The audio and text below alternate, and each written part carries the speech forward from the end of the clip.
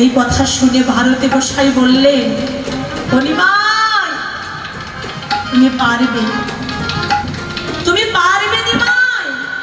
যার মতন এত বড় কথা বলতে পারে আমি মানছি, সে পারবে এই সন্ন্যাস ধর্মকে রক্ষা করতে।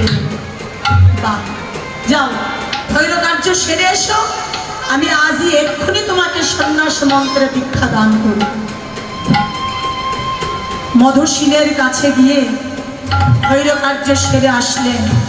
ভারতী গোসাই অতি যত্নের সঙ্গে নিমাইকে সন্ন্যাস মন্ত্রে দীক্ষা দান করলেন। নিমাই শ্রী গুরুদেবের চরণে প্রণাম করে বললেন, গুরুদেব আশীর্বাদ করুন, আমি যে উদ্দেশ্য নিয়ে ঘর থেকে বেরিয়েছি আমার যেন উদ্দেশ্য পূরণ হয়, আমি যেন শ্রীকৃষ্ণের ভজন করতে পারি, এই অনন্ত কোটি জগৎ জীবীকে যেন উদ্ধার করতে পারি, বিশ্ব জগৎ সংসারের সকল জীবীকে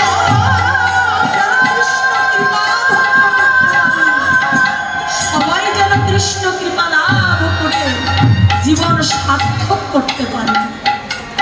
আশীর্বাদ নিয়ে কৃষ্ণ ভজন আরম্ভ করলেন।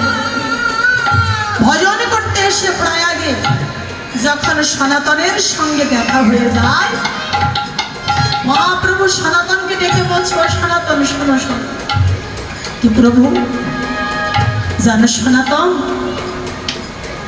আমি না আগে বুঝি না, আমি আগে জেনে উঠতে পারি নাই, কিন্তু সন্ন্যাস নেবার পর আমি একটা জিনিস ভালো করে বুঝতে পেরেছি। কি? সন্ন্যাস লইল যাবে ছন্ন হইল মন, সন্ন্যাসে কি বা প্রয়োজন? একমাত্র জীবের প্রেম প্রয়োজন। ও সনাতন, সন্ন্যাস নেবার পর বুঝতে পেলাম শুধু সন্ন্যাসী হলে, ঘর সংসার ছেড়ে বনে গিয়ে বাসা বাঁধিলে ভগবানকে লাভ করা যায় না। গৃহ থেকে হলেই শুধু ভগবানকে পাওয়া যায় না। সনাতন, ভগবানকে পাবার একমাত্র প্রকৃষ্ট উপায় হচ্ছে বিশুদ্ধ প্রেম, যা অনাদিকালেও ছিল, আছে, থাকবে, যাহা নিত্য শাশ্বত অনাবিল চিরন্তন নিরবচ্ছিন্ন অক্ষয় অব্যয় চিরসত্য সনাতন। অনিবার্য ও সনাতন, এই কৃষ্ণ প্রেম ভক্তি বিশ্ব জগৎ জীবের প্রয়োজন। এই প্রেম যদি কারোর জীবনে প্রাপ্তি ঘটে, এই প্রেম যদি জীবনে কেউ অর্জন করতে পারেন, তারা এই সংসার ধর্মের মাঝে থেকে ঘরে বসে তারা ভগবান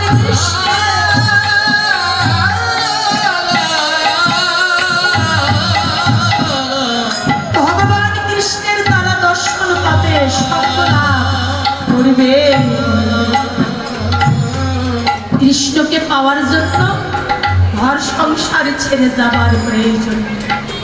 তাই প্রত্যেকটি জীবের প্রেম প্রয়োজন, তা হচ্ছে নিত্য সিদ্ধ কৃষ্ণ প্রেম, ব্রজ প্রেম।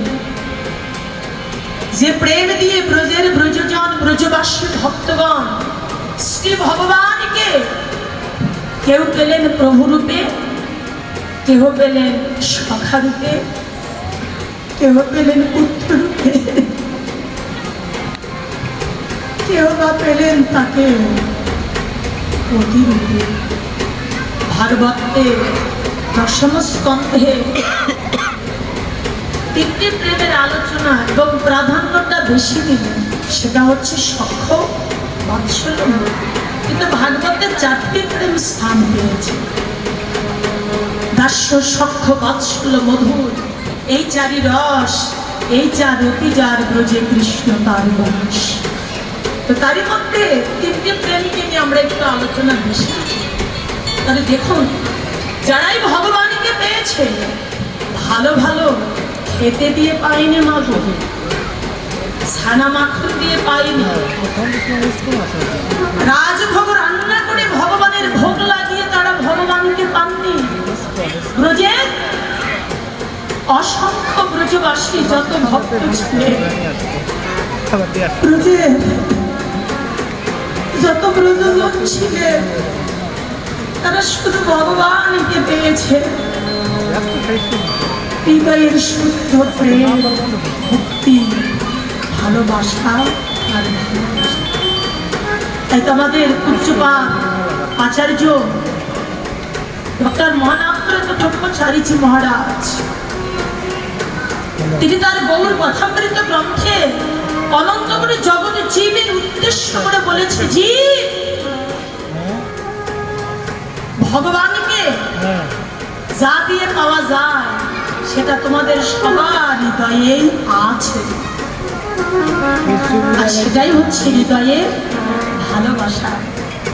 আর সেই ভালোবাসাটাকে শুদ্ধ করে নিষ্কাম ভাবে স্বার্থ শূন্য হয়ে ভগবানকে তোমরা উজাড় করে দিয়ে দাও, দেখবে একদিন না একদিন ভগবানকে ভালোবেসে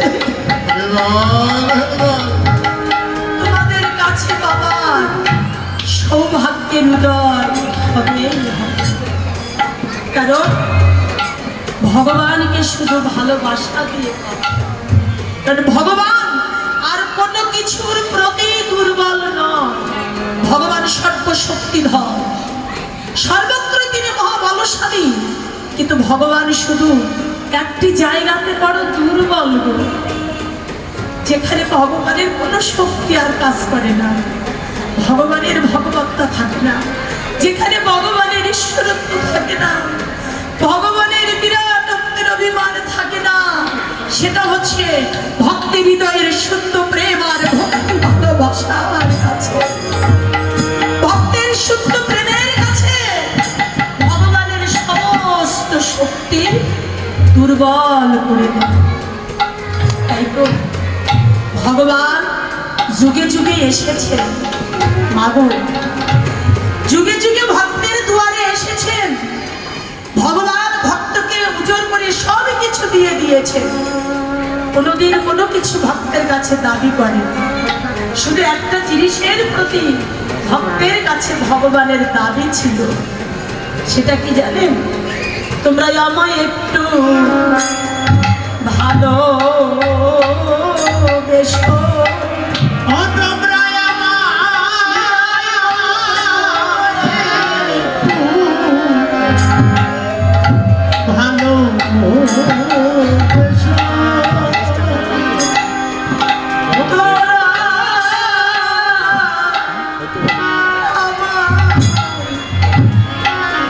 একটু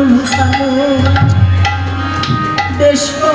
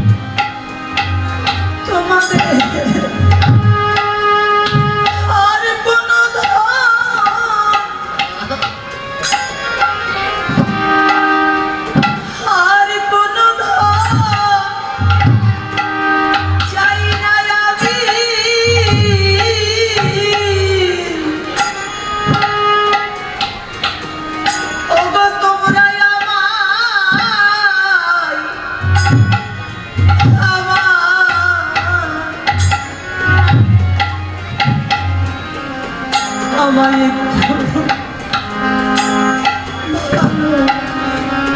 ভালোবেসো।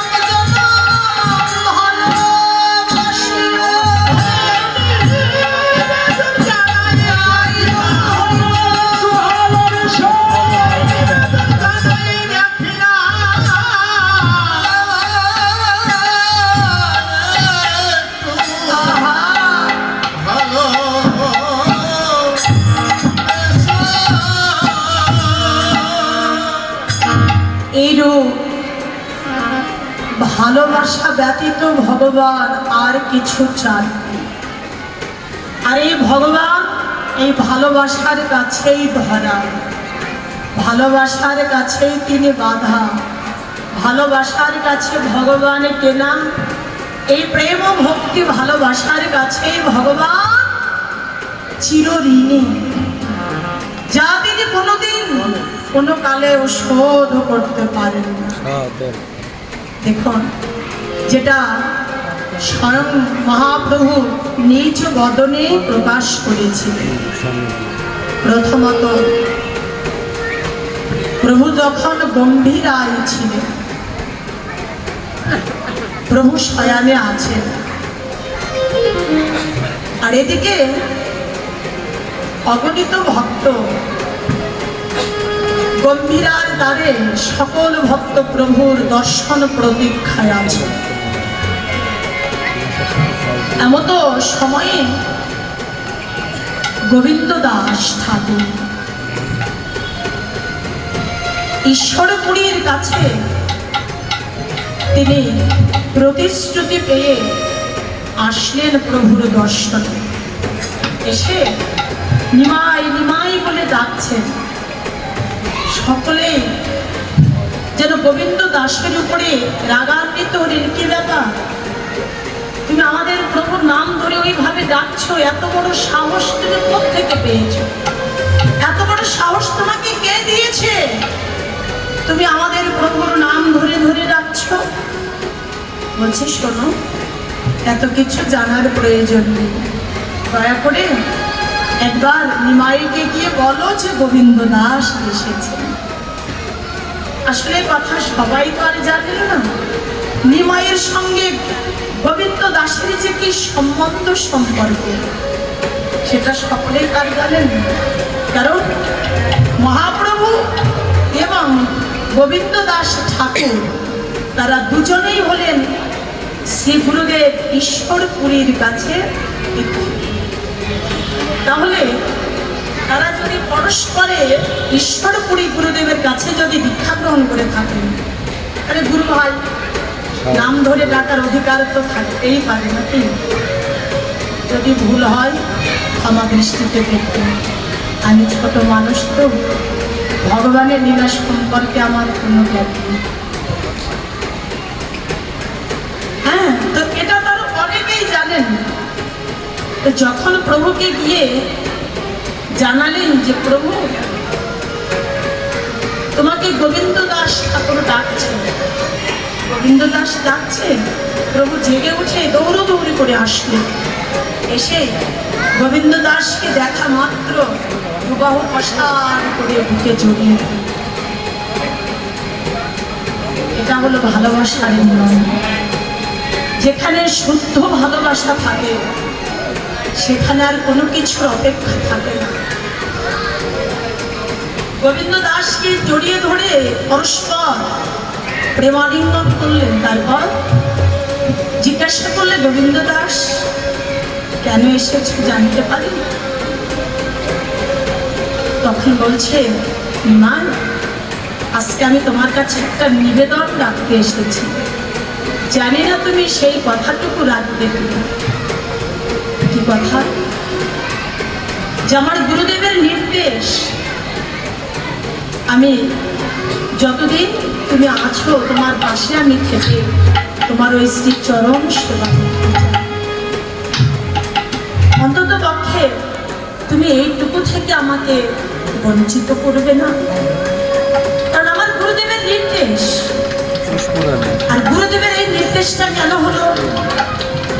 গুরুদেব প্রথমে বুঝতে পারেন যে আমি যে ইমাইকে দীক্ষা দান করেছি, এই যে স্বয়ং ভগবান কৃষ্ণ, এটা তিনি বুঝতে পারছিলেন। কিন্তু একেবারে শেষ মুহূর্তে এসে বুঝতে পারলেন, আমি যাকে শিষ্য রূপে গ্রহণ করেছি, হ্যাঁ, আমি যাকে দীক্ষা দান করেছি, এই নিমাই যে সেই পরমেশ্বর ভগবান শ্রীকৃষ্ণ, এতদিন এতকাল আমি যাকে পাবো বলে তার দর্শন আসা, তার সেবার অভিলাষ নিয়ে আমি মনে মনে এতদিন যাকে খুঁজেছি, এতদিন আমি মনে মনে যাকে ভেবেছি, আবার সেই নিমাই যে আমার আরাধ্য, আমার সাধনার দেবতা পরমেশ্বর ভগবান, আমি তো সেটা বুঝতে পারি নাই। আমার বড় অভিলাষ ছিল ভগবান কৃষ্ণকে যদি কোনোদিন আপন করে কাছে পাই, আমি আমার দুটি নয়ন